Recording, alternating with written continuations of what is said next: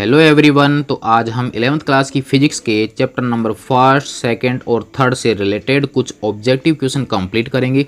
कितने क्वेश्चंस के आंसर आप दे पाते हैं कमेंट्स में आप ज़रूर बताएं। आज हम इस सीरीज में 20 क्वेश्चन कंप्लीट करेंगे। देखते हैं क्वेश्चन नंबर फर्स्ट।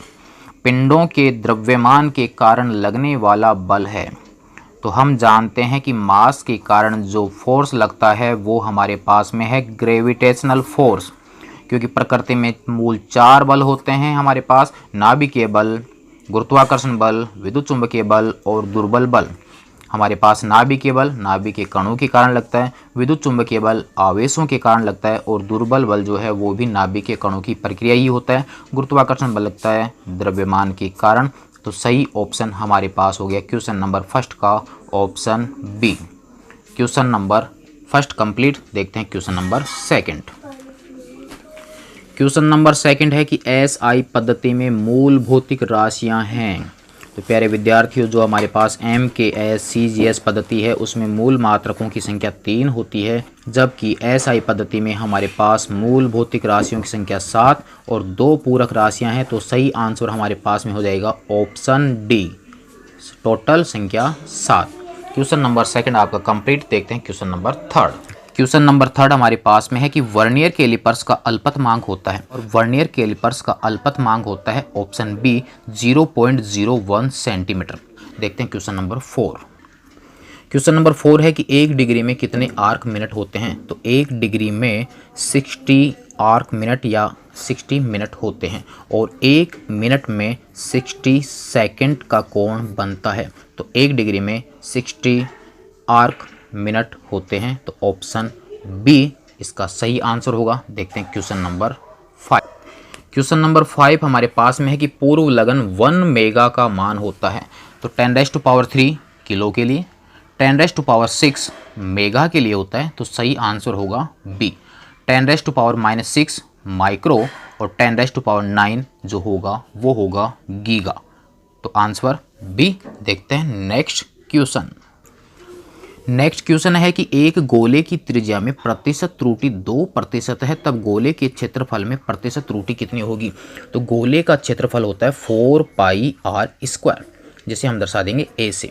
तो a में हमारे पास त्रुटि पूछी गई है, तो डेल्टा a/a × 100 हमारे पास यहाँ पर आ जाएगा, पावर आ जाएगी आगे, यानी 2 डेल्टा r/r × 100। तो डेल्टा r/r × 100 की वैल्यू हमारे को दे रखी है 2, तो 2 × 2 फाइनली मान आ जाएगा 4%। तो हमारे पास सही आंसर होगा ऑप्शन सी। क्वेश्चन नंबर 8 हमारे पास में है कि 5 जूल कितने अर्ग के बराबर होता है। तो हम चूँकि जानते हैं कि 1 जूल में 10⁻⁷ अर्ग होता है, तो हमारे पास यहाँ पर है 5 जूल। तो 5 जूल में हमारे पास में आ जाएगा 5 × 10⁻⁷ अर्ग। तो सही आंसर हमारे पास में होगा ऑप्शन सी, 5 × 10⁻⁷ अर्ग। देखते हैं क्वेश्चन नंबर 9। क्वेश्चन नंबर 9 हमारे पास में है कि आवेग की विमा किस भौतिक राशि के समान होती है। और आवेग की विमा हम जानते हैं किसके समान होती है, संवेग के। तो ऑप्शन सी हमारा सही आंसर होगा। बढ़ते हैं क्वेश्चन नंबर 10 की ओर। क्वेश्चन नंबर 10 बिल्कुल ही आसान है कि पदार्थ की मात्रा का मूल मात्रक क्या होगा। तो एसआई पद्धति में हमारे पास पदार्थ की मात्रा जो होती है उसका मात्रक होता है मोल। तो ऑप्शन ए हमारा आंसर कंप्लीट। अब बढ़ते हैं क्वेश्चन नंबर 11 की ओर। क्वेश्चन नंबर 11 हमारे पास में है कि किसी पदार्थ के 5.74 ग्राम का आयतन 1.2 सेंटीमीटर क्यूब है। सार्थक अंकों को ध्यान में रखते हुए इसका घनत्व व्यक्त कीजिए। तो हम जानते हैं कि घनत्व बराबर होता है द्रव्यमान बटा आयतन। द्रव्यमान यहाँ पर हमारे पास 5.74, दोनों सीजीएस में ही वैल्यू है इसलिए कन्वर्ट करने की आवश्यकता नहीं है। 1.2 जब हम इसको डिवाइड करेंगे तो हमारे पास में आंसर आ जाता है 4.783 ग्राम प्रति सेंटीमीटर क्यूब। तो अब हमारे पास प्रश्न में ये दिया गया है कि उचित सार्थक अंकों में इस आंसर को कन्वर्ट करना है। तो जब आपके सॉल्यूशन डिवाइड से या मल्टीप्लाई से होता है तब आपके पास फाइनल आंसर में जितने सार्थक अंकों की आपको आवश्यकता होगी उसमें उतने सार्थक अंक रखे जाते हैं जितने की दी गई भौतिक राशि में न्यूनतम सार्थक अंक होते हैं। तो हमारे पास यहाँ पर द्रव्यमान में सार्थक अंकों की संख्या 3 है, जबकि यहाँ पर सार्थक अंकों की संख्या कितनी है 2। तो फाइनल आंसर जो होगा उसमें भी सार्थक अंक 2 ही रहने चाहिए।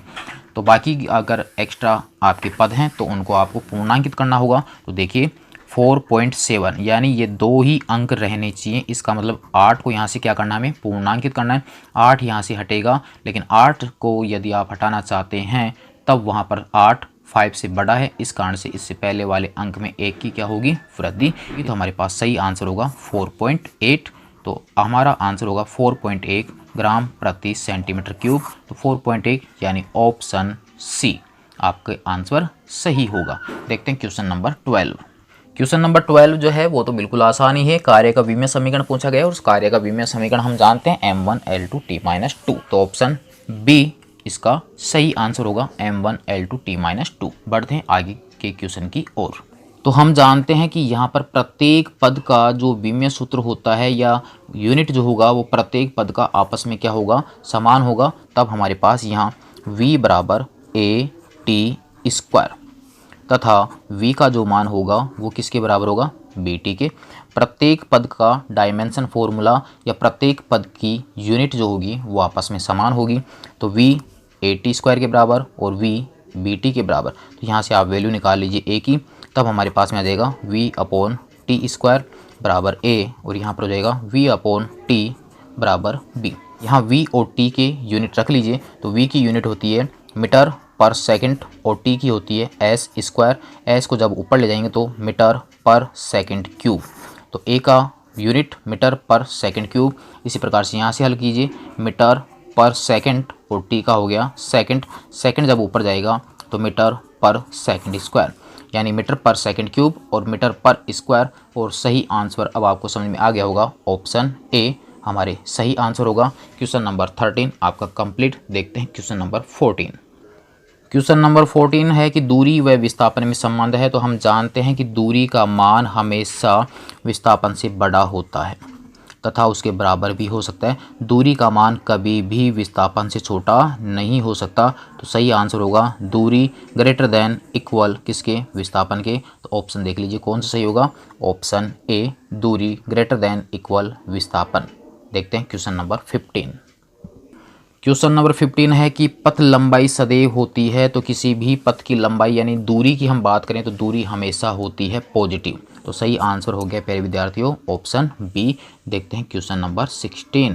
क्वेश्चन नंबर 16 है कि स्थिर अवस्था के लिए स्थिति समय ग्राफ होगा। तो जब वस्तु स्थिर अवस्था में होगी उस समय स्थिति समय जो ग्राफ होगा वो होगा कि हमारे पास यहाँ पोजीशन चेंज ही नहीं हो रही है। तो स्थिर अवस्था या नियत अवस्था के लिए हमारे पास ग्राफ आ जाएगा क्षैतिज रेखा, यानी समय अक्ष के साथ समांतर क्षैतिज रेखा। तो सही आंसर हो गया हमारे पास सी।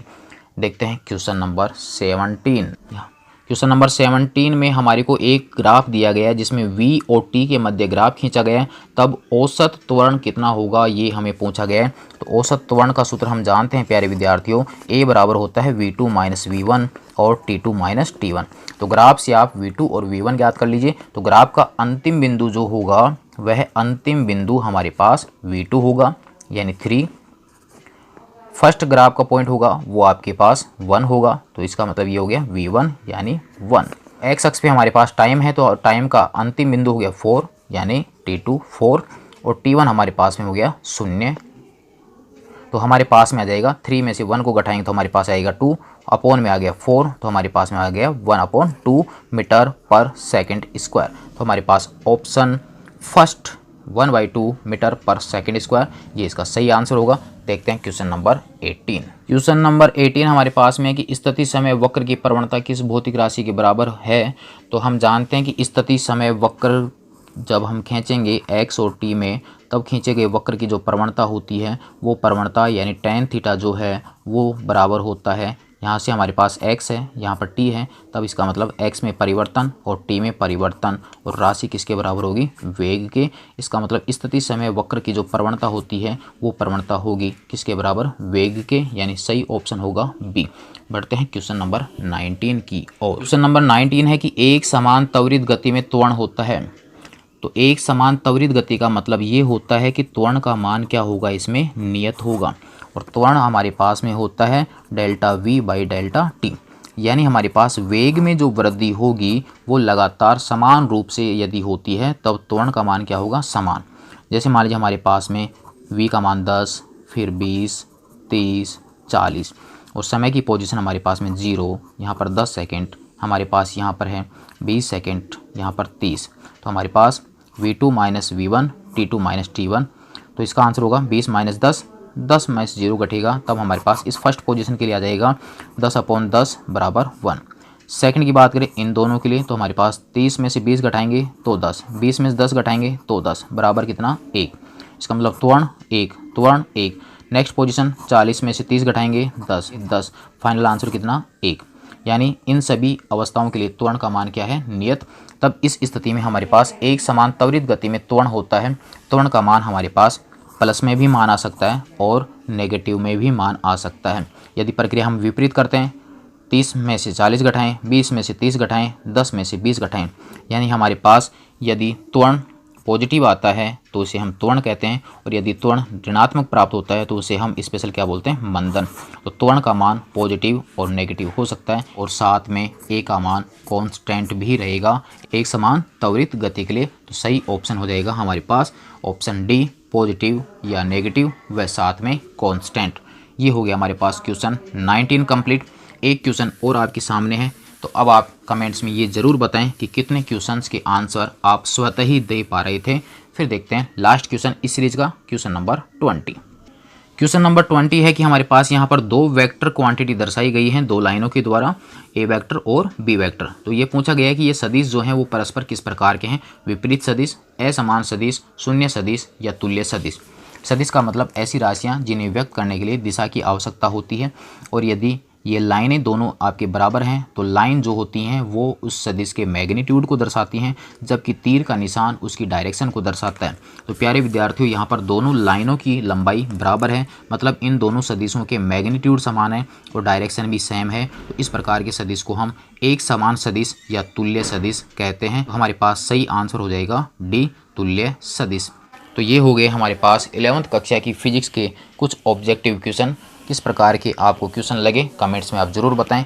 नेक्स्ट में देखेंगे हम इससे आगे की सीरीज़। तब तक के लिए धन्यवाद।